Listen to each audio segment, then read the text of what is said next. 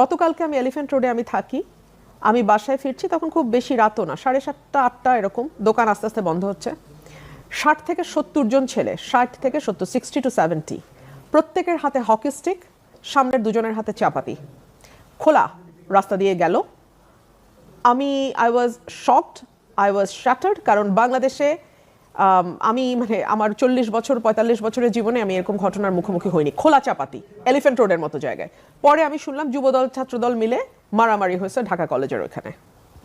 আজকে সিলেটে husband wife, 90+ বয়স হাজব্যান্ডের, ওয়াইফ 70+, এবং একটা কাজের মেয়ে নৃশংসভাবে হত্যাকাণ্ডের শিকার হয়েছে। প্রতিদিন বাংলাদেশে কোথাও না কোথাও খুন হচ্ছে, এবং এখন নতুন আরেকটা শুরু হয়েছে, সেটা হচ্ছে জঙ্গি তৎপরতা। আজকে আমি দেখলাম কয়েকটা জায়গায় বোমা সদৃশ ককটেল বিস্ফোরণ হয়েছে, বোমা সদৃশ বস্তু পাওয়া গেছে। বরিশালে এক জায়গায় আদালত পাড়ার সামনে বোমা বিস্ফোরণে একজন আহত হয়েছিলেন, উনি মারা গেছেন। আপনি শুধু খবরগুলোর দিকে চোখ রাখেন, এই প্রতিটা ঘটনা এবং যা হচ্ছে বর্তমানে বাংলাদেশে, সেটা একজন সাধারণ নাগরিকের জীবন অতিষ্ঠ করে ফেলার জন্য যথেষ্ট। সো জুলাই সনদ নিয়ে আসলে কি ফ্যান্সি আলোচনা হবে, কি সাংবিধানিক আলোচনা হবে, এত ফ্যান্সি আলাপে, এইসব ফ্যান্সি আলাপ ভাল লাগে যখন আমরা একটা এভরিডে একটা নর্মাল লাইফে থাকি। বাংলাদেশের নর্মাল লাইফ এখন ওলটপালট হয়ে গেছে। মন্ত্রীদের কথা শুনলে মনে হয় তারা বাংলাদেশে থাকেন না, মন্ত্রীদের কথা শুনলে মনে হয় তারা বাংলাদেশে বিগত বছরগুলোতে ওনারা থাকেন নাই। সো আমার কাছে মনে হচ্ছে যে একটা বেসামাল সরকারের হাতে এই দেশ। সো এখন আসলে জুলাই সনদ নিয়ে বিরোধী দল কোথায় মিছিল করবে, কোথায় কি করবে, সমাবেশ করবে, ইট ডাজন্ট মানে মেক মাচ ডিফারেন্স, বিকজ এই বিরোধী দলও এই সরকারেরই একটা এক্সটেনশন। ঠিক যেভাবে আওয়ামী লীগের এক্সটেনশন ছিল জাতীয় পার্টি, মিষ্টি মিষ্টি কথা বলতো, সংসদে এসে একটু বিরোধী বিরোধী ভাব ধরতো, এরাও তাই, হয়তো একটু বেটার দেন জাতীয় পার্টি, বাট ওরকম কোনো বড় ডিফারেন্স আমি দেখি না। তাহলে কি হবে? কি হবে এটা তো মানে ভাই সময় বলবে। মানে এই যে বললেন যে একদম প্রকাশ্য রাস্তায়, তো এলিফ্যান্ট জায়গাতে এরকম করে মিছিল দেখলেন, হ্যাঁ, কোনো রিয়াকশন নেই না, এবং এটা শুধু রিয়াকশন নেই মানে যে গভর্নমেন্ট তরফ থেকে রিয়াকশন নেই সেরকম নয়, মানুষও জানে চুপ করে আছে, মানুষ চুপ করে আছে। এবং অপোজিশন পার্টি আপনি বলছেন যে এটা extension of the government, yes, তাহলে কি হবে? They were with the government for many years, এবং তারা তো একসাথে সরকার গঠন করেছে, একসাথে বিরোধী দলে থেকেছে, একসাথে আন্দোলন করেছে, একসাথে ক্ষমতার হাওয়া বাতাস খেয়েছে। সো এখন তো তারা একসাথেই, কিন্তু মুশকিল হচ্ছে জামাত 77 আসন, এটা কিন্তু হিস্ট্রিতে কখনো হয় নাই। সো তারা এখন চেষ্টা করবে সরকারের ব্যর্থতাগুলোকে বাড়তে দিতে, সরকারকে আরো সময় দিতে, এবং আরো যাতে সরকার আরো বেশি ফেল করতে থাকে, বিভিন্ন জায়গায় আরো বেশি ডুবতে থাকে। তখন জামাতের জন্য যেটা সুবিধা হবে সেটা হচ্ছে যে তারা হয়তো নেক্সট ইলেকশনকে টার্গেট করে আগাতে পারবে। যদি আওয়ামী লীগকে নির্বাচন সিনারিওর বাইরে রাখা যায়, নির্বাচনী মাঠের বাইরে রাখা যায়, তাহলে জামাত এই স্বপ্নটা দেখতে পারে যে আগামীতে হয়তো তারা মেজরিটি নিয়ে আসতে পারবে। সো এইটা হবে তাদের গেম প্ল্যান। এই যে লং মার্চ, মহাসমাবেশ, এগুলো সব কি বোগাস? না, বোগাস ঠিক না। একটা রাজনৈতিক দল তার নেতাকর্মীদের চাঙ্গা রাখার ব্যাপার আছে, নেতাকর্মীদের মধ্যে আমরা যে বিরোধী দলে আছি সে একটা উদ্দীপনা রাখবার ব্যাপার আছে, প্রশাসনকেও একটা সিগন্যাল দেওয়ার ব্যাপার আছে যে আমরা কিন্তু শক্তিশালী বিরোধী দল। এবং ডেফিনেটলি জামাতের যেটা সুবিধা হয় যে ধরুন ঢাকায় তারা একটা সমাবেশ করবে, কথার কথা, নীলফামারীও তাদের যে কর্মী আছে উনিও ঢাকায় চলে আসবেন। আবার নীলফামারীতে যখন তারা সমাবেশ করবে, ঢাকার যেই যাত্রাবাড়ির কর্মী আছে উনিও নীলফামারীতে চলে যাবেন।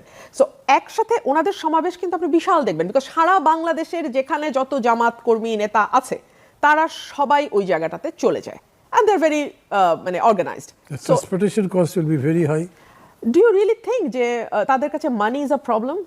মানি ইজ নট তাদের মানে আমি জানি না সোর্স অফ ইনকাম কি বা এটা তারা, আমি যেহেতু দলের না আমার পক্ষে তো বলা মুশকিল। অভ্যন্তরীণ সোর্স হতে পারে, নেতাকর্মীদের কাছ থেকে পাওয়া টাকা হতে পারে, কিংবা বিদেশ থেকে আসা ফান্ড। নেতাকর্মী তো সব যাচ্ছেই, তারা নিজেদের খরচেই যাচ্ছে, নিজেদের খরচে যাচ্ছে, থাকবে খাবে সব নিজেরাই করবে, সব মানে খুব ইজি মনে করেন? ইজি মনে করি না, কিন্তু ব্যাপারটা জামাতের জন্য ইজি মান না ভাই। আমরা জামাতের রাজনীতি করি না বলে হয়তো বুঝতে অসুবিধা হয়, কিন্তু বাইরে থেকে যতটুকু বুঝি, বিএনপি বা আওয়ামী লীগের মতো তো আর ওদের স্ট্রাকচার ইজ কমপ্লিটলি ডিফারেন্ট। কারণ আমরা যখন বিরোধী দলে ছিলাম, বিএনপির একটা কর্মী জেলে গেলে তার খোঁজ কিন্তু কেউ নিত না, তার পরিবারকেই দৌড়াতে হতো। কিন্তু জামাতের একটা কর্মী যখন জেলে যেত, আমাদের কানে খবর আসতো যেটা, যে দল থেকেই তার ফ্যামিলিকে দেখাশোনা, তার ফ্যামিলিকে সমস্ত সাপোর্ট দেয়া, বাজার খরচ থেকে শুরু করে সবকিছু তারা করে, এবং তারা দরিদ্র পরিবারের ব্রিলিয়ান্ট ছেলেদেরকে বেছে নেয় বেছে নিয়ে কাউকে ব্যারিস্টার বানায়, কাউকে ডাক্তার বানায়, কাউকে আরও মানে অন্য কোনো ফিল্ডে যদি তার ক্যাপাসিটি থাকে সেই দিকে তারা ইনভেস্ট করে। সেই কারণে আপনি দেখবেন যে মানে মুখ খুললে আপনি বুঝবেন যে মানে YONO the background shows everywhere, but brilliance যদি তাদের থাকে, মেধা যদি থাকে, জামাত তাদেরকে ইয়ে করে, নার্চার করে। আপনি যা বলছেন, are this critic of the Jamaat Islam or eulogizing? This is my analysis. This is neither, I'm neither criticizing them nor I'm, in favor of them. But I'm just খুবই objective analysis, very objective analysis because I'm not a part of Jamaat. So, objective অ্যানালিসিসই এরকম বলছে it is a very discipline party, yeah, very কি বলা যায়, well organized. Organise তো বটেই, খুবই প্ল্যান মাফিক চলে এবং একদম। সেরকম করেই যাচ্ছে। একদম। তো সেই পার্টি কি কারণে 5 বছর পর্যন্ত অপেক্ষা করবে? তাদের তো একটা রিস্কও আছে যে এর মধ্যে আওয়ামী লীগ ফিরেও আসতে পারে। মানে ভাই, আমি একবারও 5 বছর বলি নাই। আমি বলছি তারা অপেক্ষা করবে যতদিন পর্যন্ত না তারা মেজরিটি পাবে বলে তারা মনে করবে। যেই মুহূর্তে তারা বুঝবে সরকারের ফেলিয়ার যত বাড়তে থাকবে, যত বাড়তে থাকবে, যত বাড়তে থাকবে, আওয়ামী লীগকে যদি আপনি মাঠের বাইরে রাখতে পারেন তাহলে হয়তো 2 বছর, 3 বছর, 2.5 বছর, যখন তারা বুঝবে যে 77 উইল বি 152, তখনই সিনারিও আলাদা হয়ে যাবে। এটা কি বোঝা সম্ভব মনে করেন? ওদের ডেফিনেটলি পরিসংখ্যান আছে, they have their own calculation. একেবারে তাদের অ্যানালিসিস আছে, তাদের ডেটা আছে, এবং এইসব ব্যাপারে তারা অনেক গুছানো বলে আমার ধারণা। All this are going in their favour with total eulogization, total. না মানে অবজেক্টিভ রিয়েলিটি হতেও পারে, হ্যাঁ হতে পারে, সেটা অস্বীকার করছি, হতে পারে। কিন্তু এটা ঠিক যে প্রথম আপনার বিগিনিংটা এরকম মনে হয়েছিল যে যখন আপনি বলছেন যেটা এক্সটেনশন অফ দি গভর্নমেন্ট, কিন্তু এখন আবার বলছে খুবই ক্যালকুলেটিভ ওয়েতে তারা অপোজ করছে। Absolutely. কিন্তু এখানে আমার প্রশ্নটা এরকম আসে যে ধরেন তারা যদি এতই পারে তাহলে why not they try to make it earlier? Manna ভাই, আসলে মাঠে এতদিন দুটো দলের রাজত্ব ছিল, দ্বিদলীয় ব্যবস্থা। 1, 2 হলো 71-এর একটা বিশাল ব্যাগেজ তাদের উপর ছিল এবং আছে। 3 হলো তারা কিন্তু অত্যন্ত ধৈর্যশীল না হলে এত বছর টিকে থাকবার কথা না। নিশ্চয়ই। সেই 41 সাল 42 সালে তাদের জন্ম, তারপরে ধীরে ধীরে ধীরে ধীরে তিনটা জমানা পার হলো, ভারত উপমহাদেশ, তারপরে পাকিস্তান, তারপরে বাংলাদেশ। সো এবং প্রত্যেকটা সময় তারা হিস্ট্রির উল্টো দিকে দাঁড়িয়েছে। 47-এ তারা একরকম চেয়েছে, 71-এ তারা একরকম চেয়েছে, কিন্তু ঘটনাগুলো ঘটেছে কিন্তু ডিসফেভারে, তাদের ডিসফেভারে। সো সেই জায়গাগুলো অতিক্রম করে এসে এখানে এসে দাঁড়ানো, ধৈর্য আছে, যেটাকে আমরা পারসিভিয়ারেন্স বলি, খুব পারসিভিয়ারেন্স তাদের অসাধারণ, লেগে থাকা। সো এই লেগে থাকা তো একসময় না একসময় কাজে দিবে। না, কিন্তু সেটাও ক্যালকুলেটিভ ওয়েতে লেগে থাকতে হবে, ভীষণ ক্যালকুলেটিভ লেগে থাকলে তো হবে একদম। মানে ধরুন এতদিনকার হিস্ট্রি তো তা বলে না, because they failed in almost all the occasions. কিন্তু তারা টিকে গেছে সেটা মানে ধরেন ইন্ডিয়াতে জামাত ইসলাম খুব টিকে গেছে এরকম বলবেন? একদম না, পাকিস্তানেও না, তাহলে কিন্তু বাংলাদেশে কিন্তু টিকে গেছে। বাংলাদেশে তো তাদেরকে এত পারসিভারেন্স, হ্যাঁ স্বাধীনতার পরে করতেছে, স্বাধীনতা এত বড় একটা যুদ্ধ তারা বিরোধিতা করেছিল, ফলে ন্যাচারালি এটা হবে যে মানুষ তাদেরকে রিজেক্ট করবে, মানুষ তাদেরকে হেট করবে, তাদেরকে সে ক্যাম্পেইন করা ইজি হবে, তারা আসতে পারেনি। এইবার যে এলো সেটাও কিন্তু একটা দেখেন, মানে এটাকে কি বলবেন, এরকম একটা ঘটনা ঘটে গেল যেটা জামাতও সম্ভবত ঘটবার আগে কল্পনা করতে পারি নাই। মানে আমরা বলছি যে তারা খুবই প্ল্যান করে করেছে, কিন্তু 24-এর এই অভ্যুত্থান তো স্পন্টেনিয়াস। ওয়েল, অনেক রকম ব্যাখ্যা আছে, অনেক রকম মতামত আছে বাজারে। আমরা বিভিন্ন মতে চর্চা করছি তো কেবল, অনেক রকম। আমি অন্তত সিদ্ধান্তের কথা বলছি না, আমিও না, একদম না, কারণ এটা নিয়ে অনেক রকম ব্যাখ্যা বিভিন্ন কর্নার থেকে আসতেছে। সো এবং আমি মনে করি যে দুটো দল, বিএনপি এবং আওয়ামী লীগ, যত বেশি মানুষ দ্বারা প্রত্যাখ্যাত হবে তাদের নিজস্ব কর্মকাণ্ডের দ্বারা, তত বেশি কিন্তু ওই ভোটটা কিছু অংশ অন্তত জামাতের দিকে যেতে থাকবে। এবং নতুন প্রজন্ম কিন্তু স্বাধীনতার 55 বছর পার হয়ে গেছে। সো ওটার সাথেও কিন্তু সময়ের একটা গ্যাপ বাড়ছে। আপনার চোখে দেখা মুক্তিযুদ্ধ একটা 20 বছরের ছেলে কিন্তু সেভাবে ধারণ করবে না, বা করে না, বা করছে না। এবং তারা দেখেছে মুক্তিযুদ্ধকে নিয়ে রাজনীতি দীর্ঘ সময় বাংলাদেশের মাটিতে মুক্তিযুদ্ধ নিয়ে রাজনীতি হয়েছে, এখনো হচ্ছে। সো ওদের চোখে কিন্তু এই যে আবেগটা, এটা ধীরে ধীরে অপসৃয়মান, ধীরে ধীরে মুছতে থাকবে। এবং আমি খুব অবাক হব না যদি সেই জায়গায় এই আবেগটা শেয়ারই করে না, তো তারা সেই আবেগ ধারণ করে না, because they didn't see it for themselves. তো তখন কি হচ্ছে যে ওরা যা তাদের চোখের সামনে নেই, ওই আবেগ কিন্তু এটা একটা বাড়ানো আবেগ, কিছুটা বইয়ে পড়া, সিনেমায় দেখা, গান শোনা, বাবা মার কাছে শোনা, ওই আবেগটা যে আমার মধ্যে হবে না, ওটা তো হবে না। এবং যারা মুক্তিযুদ্ধ নিজের চোখে দেখেছেন, সেই 71-ও যার জন্ম হয়েছে তার বয়স এখন 55, তো ওই সময় যার বয়স 20 সে এখন 75, সে দাদা নানা হয়ে গেছে, তাই না? সো নাতি নাতনিদের সাথে সেই গল্পের মাধ্যমে হয়তো বিষয়টা ধারণ করছে। আর আজকালকার ছেলে মেয়েরা কিন্তু অত বই পড়ে না, মান্না ভাই, এটাও আমাদেরকে মানতে হবে। তাদের ইজিয়েস্ট কুইকেস্ট ওয়ে হচ্ছে চ্যাট জিপিটিকে তারা জিজ্ঞেস করে, এআই কে জিজ্ঞেস করে, এখন এআই তার মতো করে বলে। সো এইরকম একটা জমানায় আপনি সেই আবেগ, সেই ভালোবাসা, সেই অনুভূতি ধরে রেখে নতুন প্রজন্মকে কেবলমাত্র 71 দিয়ে আসলে বা মানে ওই আবেগটা দিয়ে, ওই শুদ্ধতম আবেগটা দিয়ে আসলে কতটুকু আমরা আমাদের প্রজন্মকে চালাতে পারবো, পরবর্তী প্রজন্মকে, এটাও আমার একটা বড় প্রশ্ন। যদিও আমার সাবজেক্ট চেঞ্জ করতে চাই না, তবু আপনাকে জিজ্ঞেস করি, তার মানে আপনি মনে করছেন আবেগ বা ভালোবাসার রঙ্গ বদলাচ্ছে, চরিত্র বদলাচ্ছে? আমরা এখন যেই সোসাইটিতে বাস করছি, আমি অন্তত 10 বছর আগেও এরকম সোসাইটি দেখি নাই। এত রুথলেস, এত নিষ্ঠুর এবং এত আত্মকেন্দ্রিক সমাজ, আমরা এরকম সমাজে তো বেড়ে উঠি নাই, মান্না ভাই। এখন আমিও তো মাঝ বয়স হয়ে গেছে, তাই না? সো আমাদের বেড়ে ওঠাও তো আসলে আমি 30-40 বছর আগের কথা বলছি। সেই সময়কার সমাজের সাথে তো আপনি এই মেকানিক্যাল সময়ের কোনো তুলনা করতে পারবেন না, হয় না, হচ্ছে না। মানে আমি একটু দর্শকদের থেকে সবাই চেয়ে ইচ্ছে একটা ঘটনা বলবো। মানে আপনি তো মাঝ বয়স বললেন, আমার তো প্রায় শেষ বয়স পড়া ছিল, 76। আমি হেমন্তের গান পছন্দ করি, আমাদের জেনারেশন সবাই হেমন্ত, মানে হেমন্ত, তারপরে ধরে যে সন্ধ্যা কিংবা উত্তম কুমার, সুচিত্রা সেন, এগুলোর পাগল আমরা এখনও আছি। তো আমি এক রাত্রেবেলা 10টার দিকে আমার ঘরে লাইটটা নিভিয়ে দিয়ে একটা ডিম লাইট জ্বালিয়ে গান শুনছি, পড়ছিলাম, পড়তে পড়তে গান শুনছি, দরজাটা ভেজানো। আমার ছেলে তখন দেশে আছে, ও তখন গ্রেড 9-এ পড়ে, বেশ কয়েক বছর আগের কথা। দরজাটা খুলে ঢুকে আবার পাশে দাঁড়ালো। তাই ভাবছি কিছু তো বলবে টলবে, অপেক্ষা করতে লাগলাম, সে কিছু বলে না। কিছু আমি জিজ্ঞেস করছি, কি আব্বু কিছু বলবে? আমি বলছি কী করছো, আমাকে জিজ্ঞেস করছে। ডোন্ট ইউ সি, আমি তো গান শুনছি। এগুলো গান? আমি তুমি জানোই গান কে গিয়েছে? আমার তো জানার দরকার নেই, এগুলো কি গান নাকি? আমি বললাম যেটা হেমন্তের গান, he is such a big artist, এই ওই যা বলার। এইসব গান শুনে বিপ্লব করতে পারবে না, আর যাই হোক সমাজ বদলাতে পারবে না। ও বেরিয়ে চলে গেল।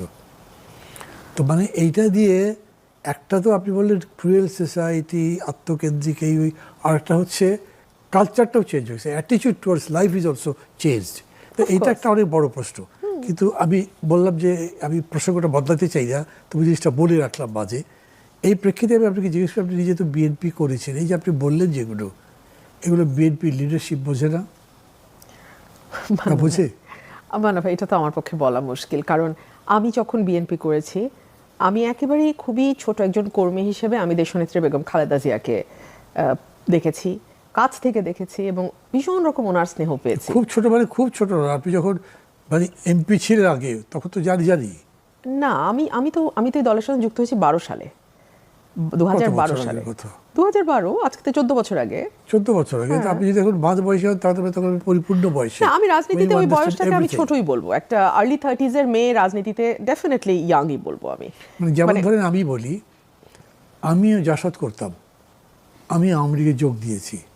যোগ দেবার আগেই আমার কতগুলো ধারণা হয়েছে আওয়ামী লীগ সম্পর্কে। কীরকম? ধরেন আমি প্রথম জেলে যখন গেছি, জেলে ঢুকলাম, পরের সকালে, আমি লক আপের পরে গেছি, পরের সকালবেলা একদম সব নেতারা চলেছেন, যারা ওই দিঘু জেলে ছিলেন, যেখানে গুলি হয়েছে, ওই তাজউদ্দিন সাহেবরা মারা গেছেন, সেটাতে কোরবান আলী সাহেব আছেন, আব্দুল আজিজ সাহেব আছেন, শেখ আজিজ, আব্দুল সামাদ আজাদ, এরা সবাই। এবং তারা তো আমাকে আগে থেকে চেনেন, আমি একসময় ছাত্রলীগ করতাম। তো তারা এসে আমাকে জিজ্ঞেস করছে, খবর কী দেশের বলো তো? খবর আর কি, তো এই বললাম যে আমি দেখছি।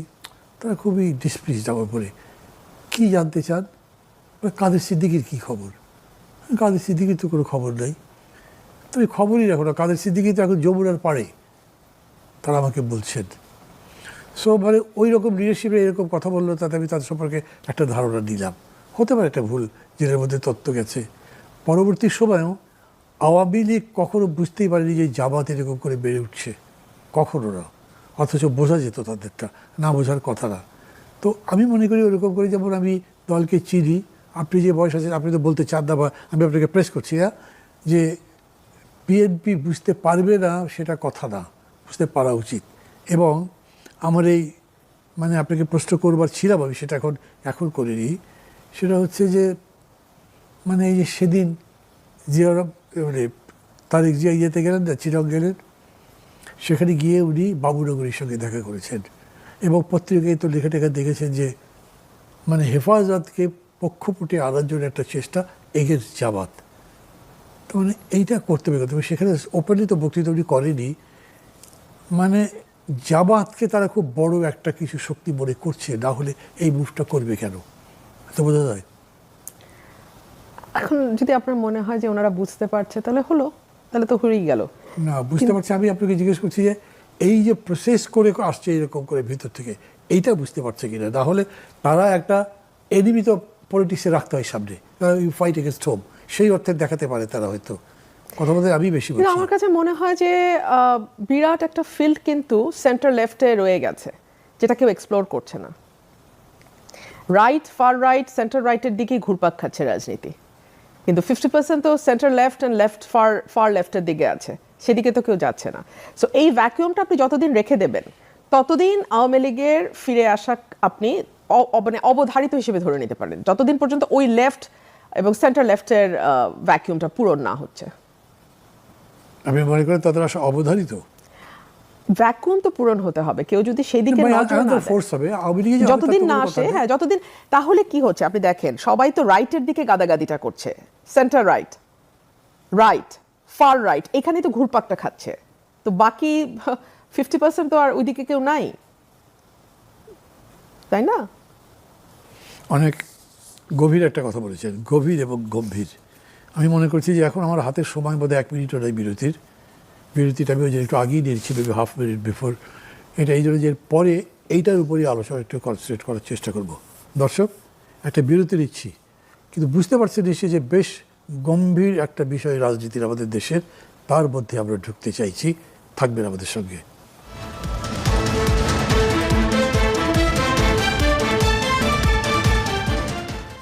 দর্শক, ফিরে এলাম ইস্পাহানি মির্জাপুর চা মুক্তবাকে। কথা বলছিলাম রুমিন ফারহানার সাথে। রুমিন ফারহানা বলছিলেন পলিটিক্সের এখনকার বাংলাদেশের অবস্থান, মানে রাজনীতি যেভাবে অবস্থান করে, প্লিজ একটা অ্যাটেনশন দিয়ে কথাগুলি শোনার দরকার মনে করছি আমি, সেজন্যই এরকম করে বললাম। বলুন।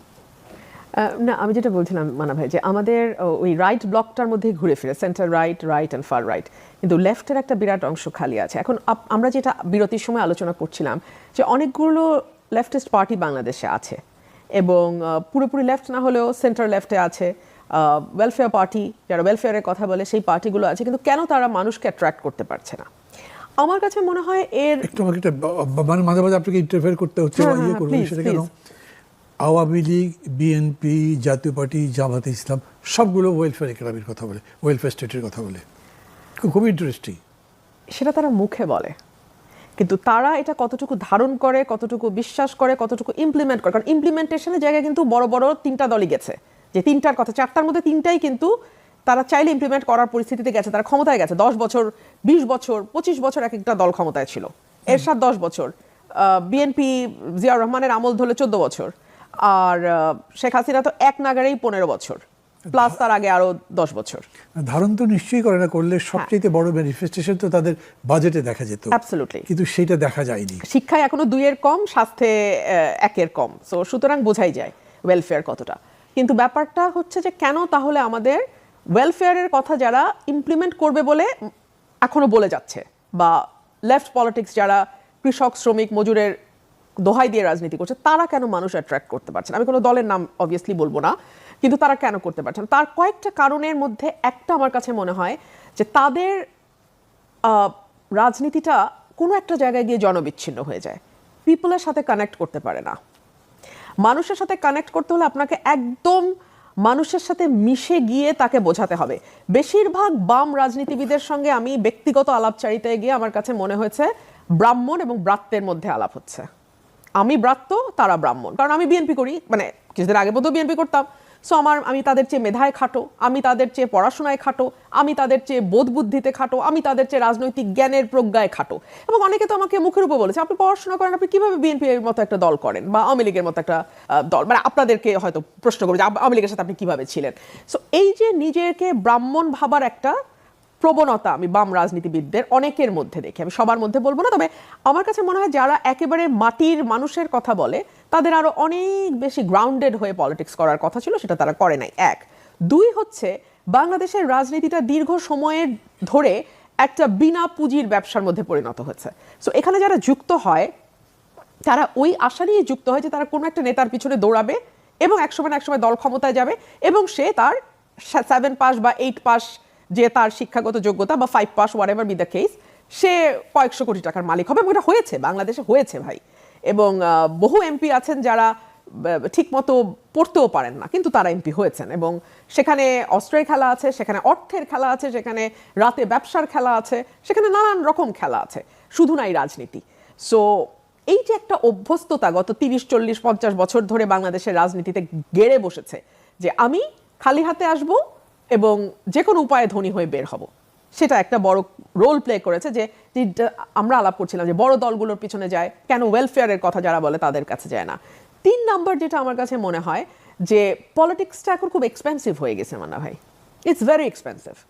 আনলেস ইউ হ্যাভ সাম মানে অবৈধ ব্যবসা and illegal source of income, it is very difficult to manage, very difficult. এবং এক একটা ইলেকশনে আমি যখন আমার সহকর্মীদেরকে জিজ্ঞেস করি যে অনেস্টলি বলেন কত টাকা আপনাদের খরচ হয়েছে, আনবিলিভেবল অ্যামাউন্ট। সেখানে তো আমি তো পিনাট, আমি তো যেটা খরচ করছি ওটা পিনাট আমি বলবো। হ্যাঁ, এই যে ইলেকশন কমিশনে বলে দেয় 25 লক্ষ টাকা, এটার কোনো সুপারভিশন আছে? এইটার কোনো কিছু আছে ভাই আমাকে বলেন। সো এগুলোই নির্বাচন কমিশনও জানে 25 লাখ না 25 কোটি খরচ হবে, আর যে নামের সেও জানে। এখন বাম রাজনীতি যারা করেন, আদর্শের কথা বলেন এবং কিছুটা আদর্শের চর্চা তারা করেনও, এবং অনেক বেটার আমার কাছে মনে হয় যে বর্জুয়া দলগুলোর তুলনায় তাদের ব্যক্তিগত জীবন চরিত যদি আমরা তুলনা করি, কেউ ফেরেশতা না, but if you compare, so সেই জায়গায়ও তারা কিছুটা পিছনে পড়ে যায় অর্থের দিক থেকে, পেশি শক্তির দিক থেকে। পলিটিক্সে যেটা হয় কি মানা ভাই, এখন পলিটিক্সে আপনার বয়ানের সাথে যদি মাঠের সম্পর্কটা যুক্ত না হয়, আপনি বলছেন খুব ভালো, আপনি লিখছেন খুব ভালো, আপনার আন্ডারস্ট্যান্ডিং খুব ভালো, কিন্তু সেটা যদি আপনি সহজভাবে সাধারণ মানুষের মধ্যে ডিসিমিনেট করে দিতে না পারেন এবং ডিসিমিনেট করে সেই জায়গায় কানেক্ট করে তাদেরকে আপনার পেছনে নিয়ে আসতে না পারেন, তাহলে তো আপনি রাদার একজন আমি বলবো যে বুদ্ধিজীবী কিংবা একজন সিভিল সোসাইটি মেম্বার যেটা করছে, কিন্তু পলিটিশিয়ান হতে হলে তো আপনাকে ওই সেতু বন্ধটা রচনা করতে হবে। ওই সেতু বন্ধ না হলে তো মুশকিল। আপনি বুঝতে পারছেন কি আপনি একটা নতুন মানে স্কুল অফ থটের কথা বলছেন এক অর্থে। কীরকম আমি বলি, ধরেন এখন প্রায় সবাই বলে ভাই বাম দিয়ে আর কিছু হবে না, বামটা শেষ হয়ে গেছে, বামদের দিয়ে কোনো কাজই হবে না। মানে আমি অন্তত আমার সামনাসামনি অনেকেই বলতে দেখেছি, বাম মোর্চা তো একটা আছে, একটা না দুটো মোর্চা বা বেশি থাকতে পারে, তাদেরকে বলে ভাই এগুলো বাম টাম করে কোনো লাভ আছে, এগুলো বাদ দিয়ে দেন। মানে পার্টিকুলারলি সোভিয়েত ইউনিয়নের পতনের পরে, ইস্ট ইউরোপের পতনের পরে এবং সর্বশেষ চায়নারও তো ক্যারেক্টার বোঝা মুশকিল। তো এগুলোর কারণে ওই কথাটা তাদেরকে বেশি করে বলে এবং তারা বলতে চায় যে বরঞ্চ যেটা আপনি বলছেন মানে লেফট অফ দি সেন্টার বা সেন্ট্রাল লেফট যেরকম করে বলেন ওই রকম কিছু হলে বোধহয় বেশি ভালো হয় এরকম বলে। কিন্তু পলিটিক্যাল পার্টিগুলোর পক্ষ থেকে এরকম করে ডাইরেক্ট কোনো কথা বলা হয়নি। সেখানে আইদার লেফট অর রাইট, মানে এর মাঝামাঝি কিন্তু কোনো জায়গা রাখা হয়নি। ইভেন ওয়েলফেয়ার ইকোনমিক্স যখন আপনি বলেন বা ওয়েলফেয়ার সোসাইটি, ওয়েলফেয়ার স্টেট বলেন, তখনও বামপন্থী বলবে ওটাও আলটিমেটলি রাইট। এখন মুশকিলটা হচ্ছে কি, আমাদের মাটিটা একটু ডিফারেন্ট। আমি এটাকে সোভিয়েত ইউনিয়নের মাটির সাথেও তুলনা করতে পারি না, চায়নার মাটির সাথেও তুলনা করতে। আমার মাটি ইজ ডিফারেন্ট। আমার মাটিতে বিএনপি কেন এত জনপ্রিয় হলো, এই প্রশ্ন যদি আমি করি, হ্যাঁ, তাহলে আপনি দেখবেন যে বিএনপির শহীদ প্রেসিডেন্ট জিয়াউর রহমানের আমলটা সুশাসন, সততা এবং সেই সাথে একটা মাইল্ড ধর্মের মিশ্রণও কিন্তু কাজ করেছে। বাংলাদেশের সাধারণ মানুষ তারা হয়তো ফ্যানাটিক না, কিন্তু তারা আবার রাজনীতি থেকে ধর্মকে পুরোপুরি বিচ্ছিন্ন করে দেখা যেটাকে বলা হয়, সেটাতেও খুব একটা অভ্যস্ত না। তারা একরকম জগা খিচুড়ির মধ্যে থাকতে পছন্দ করে। আমি কিন্তু আজকে একেবারে কথা বলছি বার্ডস আই ভিউ থেকে, যেটা আমার অবজারভেশন, এগুলা কোনোটাই আমি ভালো বা মন্দ বলছি না। হ্যাঁ, আমি কোনোটাকেই কোনো সাপোর্টও করছি না, অপোজও করছি, আমি শুধু যা দেখছি আমি তাই বলছি। সো আমাদের মগজে মননে বামদের ব্যাপারে কথা বলতে গেলে সাধারণ মানুষের একটা জিনিস কাজ করে যে ওরা তো হয়তো ঠিক মানে আমরা যেভাবে ধর্মের করি, ব্যক্তি জীবনে করি, ওনারা হয়তো ব্যক্তি জীবনেও খুব একটা ধার্মিক নন। এগুলো মানুষের ব্যাক অফ দ্য মাইন্ডে একরকম কাজ করে। তার চেয়ে যারা একটু হয়তো লেফট চিন্তাধারা পছন্দ করে, সেকুলারিজম পছন্দ করে, ডেমোক্রেসি চায়, আবার একটু ওয়েলফেয়ারও চায়, তারা আবার একটু শিল্প সংস্কৃতির দিকে আগ্রহ আছে, তারা মনে করে Awami League is a better option.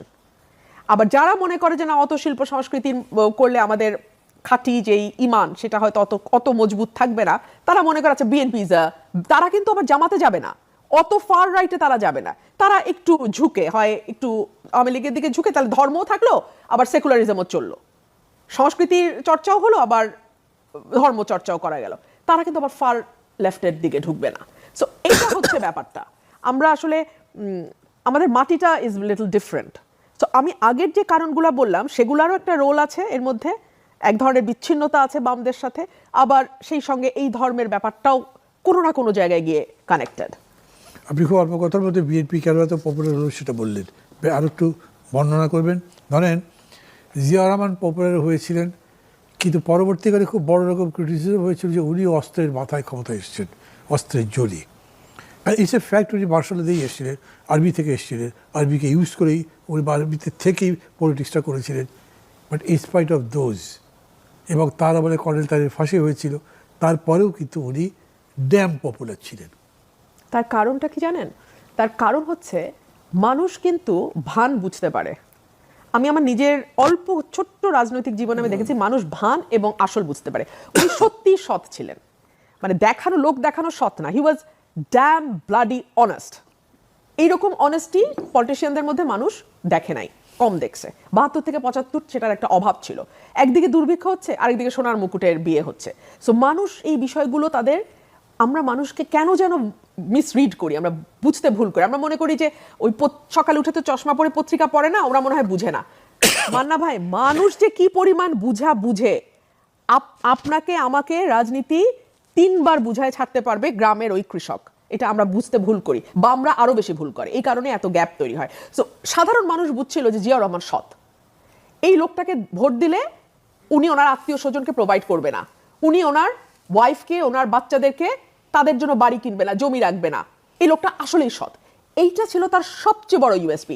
Second USP হচ্ছে কেন সে পপুলার হলো, ওই নবরত্নের মতো উনি ওনার ক্যাবিনেট সাজাইছে, যেখানে যে ভালো, যেই জায়গায় যেই ফিল্ডে যে ভালো, দরকার হয় তার হাতে পায়ে ধরে রিকোয়েস্ট করে হলেও তিনি তার ক্যাবিনেটে, তার দলে সেই ব্যক্তিকে ইনক্লুড করেছেন। প্রধানমন্ত্রী শাহজিউর রহমান সম্পর্কে কি বলবেন? প্রচন্ড রকম সমালোচনা হয়েছিল, যিনি পাকিস্তানের পক্ষে গিয়ে জাতিসংঘে একদম খোলামেলা করেনি, কারণ তার ব্যক্তিগত ক্যারিশমা ছিল ওই রকম। শাহজিদের না, জিয়াউর রহমানের অনেক কিছু মানুষ ইগনোর করে গেছে। ওই যে জুলাইয়ের ইয়েটা আমি আপনার এখানে আবার আনি। আমি আপনাকে শুরুতে কি বলেছি, আই এম আ পলিটিশিয়ান।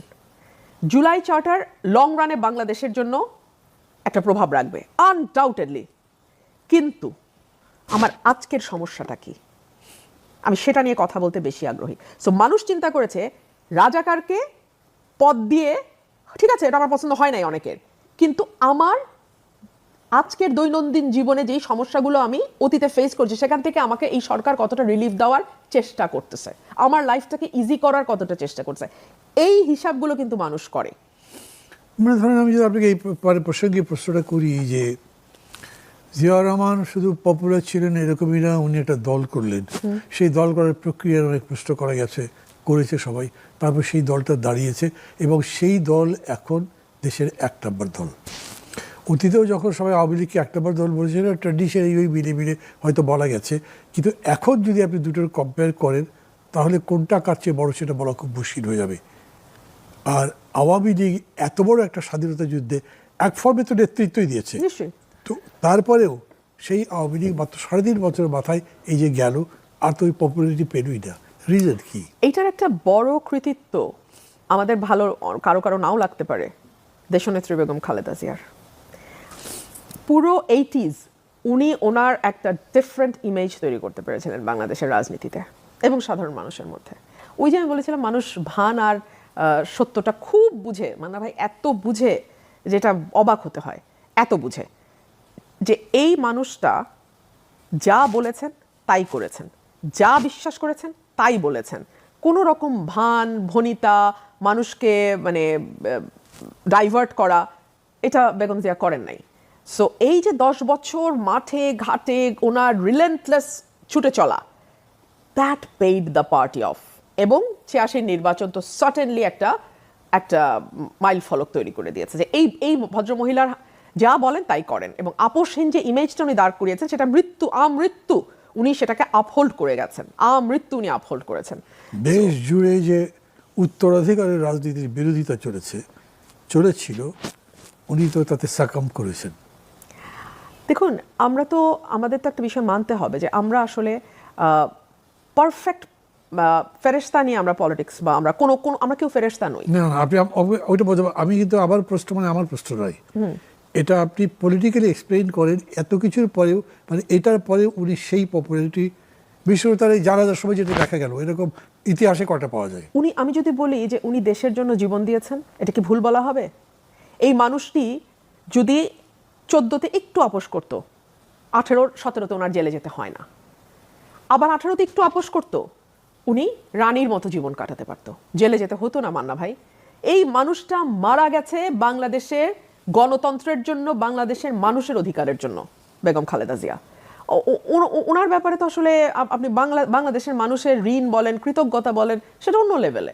এবং এটা শি ডিজার্ভস দ্যাট, দেশনেত্রী বেগম খালেদা জিয়া ডিজার্ভস দ্যাট। আর আপনি উত্তরাধিকারের রাজনীতির কথা যেটা বললেন, আমরা মুখে উত্তরাধিকার পছন্দ করি না, কিন্তু মাঠে গিয়ে আবার উত্তরাধিকার ছাড়া আমরা মগজ সাম্রাজ্য পছন্দ হয়, ওটা আমাদের রক্তে, আমাদের চিন্তায়, মগজে। আর তাছাড়া আমি জনাব তারেক রহমানের দলের নেতৃত্বে আসাটা উনি কিন্তু হুট করে এসে একদিন ছেলে হিসেবে বসে যান নাই। হ্যাঁ, ওনার কাজের আমি সারাদিন সমালোচনা করতে পারি এবং করিও, কিন্তু ওনার এই জায়গাটাতে আসার পিছনে উনি কিন্তু দলের একজন সাধারণ সদস্য হিসেবে, যখন ওনার বয়স 18, 19, 20 এইরকম, উনি তখন যুক্ত হয়েছেন, একটা পদ নিয়েছেন। তারপরে ধীরে ধীরে মাঠে ময়দানে কাজ করেছেন 2001 ইলেকশনের আগে। তারপরে গিয়ে উনি যুগ্ম মহাসচিব হয়েছেন, সিনিয়র যুগ্ম মহাসচিব, তারপরে অ্যাক্টিং চেয়ারম্যান, তারপরে দেশনেত্রী বেগম খালেদা জিয়ার পরে উনি চেয়ারম্যান হয়েছেন। সো এটাকে আসলে ঠিক মানে আমি চেয়ারে বসে যাওয়াও, এভাবে দেখাটাও, মানে এটার আরেকটা ব্যাখ্যাও আছে যে উনি আসলে উত্তরাধিকারের কোনো ছোঁয়া এটার মধ্যে ছিল না। সার্টেনলি ছিল, নিশ্চয়ই ছিল, নিশ্চিতভাবেই ছিল। কিন্তু একই সঙ্গে যে উনি একেবারে মানে ধরেন উনি জীবনেও পলিটিক্স করেন নাই, দেশনেত্রী বেগম খালেদা জিয়া ইন্ডাকশন আপনি বলতে চাইছেন না? এক্স্যাক্টলি যে মানে ঠাস করে পরের দিন এসে চেয়ারম্যান হয়ে গেল, এরকম না। মানে বাবা চেয়ারম্যান ছিল কোম্পানির, বাবা মারা যাওয়ার পর ছেলে বসে গেল, এটা এরকম না। আমি জাস্ট এইটুকুই বলতে চাচ্ছি। তবে ডেফিনেটলি ওনার সূচনা তো উনি ওই পরিবারে না হলে উনি হয়তো পলিটিক্সই করতেন না। এবং আপনি আজকে ওনাকে যদি সরিয়ে দেন, বিএনপি কার নেতৃত্ব ঐক্যবদ্ধ হবে আপনি একবার চিন্তা করেন, যেটা আওয়ামী লীগের ক্ষেত্রে বারবার আসতেছে। না, এরকম প্রশ্ন অবশ্য মানে এটার জবাব দিলে বিএনপির সমস্ত মানুষ হয়তো আমাকে অপছন্দ করতে শুরু করে দেবে, বা যখনই আপনি কারো ব্যাপারে বলবেন তখন তাই হবে। কিন্তু রিয়েলিটি হচ্ছে কখনো জায়গা খালি থাকে না। ওইরকম করে যখন শেখ মুজিব মারা গেছে তখন একই প্রশ্ন এসছে, জিয়া রহমান যখন মারা গেছে তখনও একই প্রশ্ন এসছে। দেখেন শেখ মুজিব যখন মারা গেছে মান্না ভাই, 3 ভাগ হয়েছে আওয়ামী লীগ, হইতে তো পারে নাই এক। সেই তো শেখ হাসিনাকে ফিরে এসে হাল ধরতে হয়েছে। শেখ হাসিনা যদি ফিরে না আসতো আওয়ামী লীগ তো বহু ধারা বিভক্ত হয়ে গেছিল। কিন্তু রিয়েলিটি হচ্ছে যদি শেখ হাসিনা ফিরে না আসতেন তাহলে একটা কম্প্রোমাইজ হতো। যদি ডক্টর কামাল নিজস্ব ইনিশিয়েটিভ নিয়ে ফিরিয়ে না আনতেন তাইলে কিন্তু একটা কম্প্রোমাইজ ওখানে হয়ে গেলেই দলটা দাঁড়িয়ে যেত। যেভাবে কংগ্রেস দাঁড়ালো, মানে যখন ইন্দিরা পরিবার দায়ী বা নেহরু পরিবার দায়ী, তখন ওরা আসতো না, এরকম হতে পারত না। মান্না ভাই, কংগ্রেসে আপনি তো এটা বলতে পারেন না, কারণ নাই কিন্তু সবখানেই আছে নেহরু পরিবার, কোথায় নাই? এখন আছে, কিন্তু যখন কি বলে মনমোহন আসলেন তখন তো পাওয়া যায়নি। হ্যাঁ, ফর দ্য টাইম বিং, একটা সময়ের জন্য। এই টাইম বিংটা যদি লাস্ট করতো। করে নাই তো, করে নাই, কিন্তু করতেও তো পারতো। ওয়েল, করে নাই, এটাই হলো বাস্তব।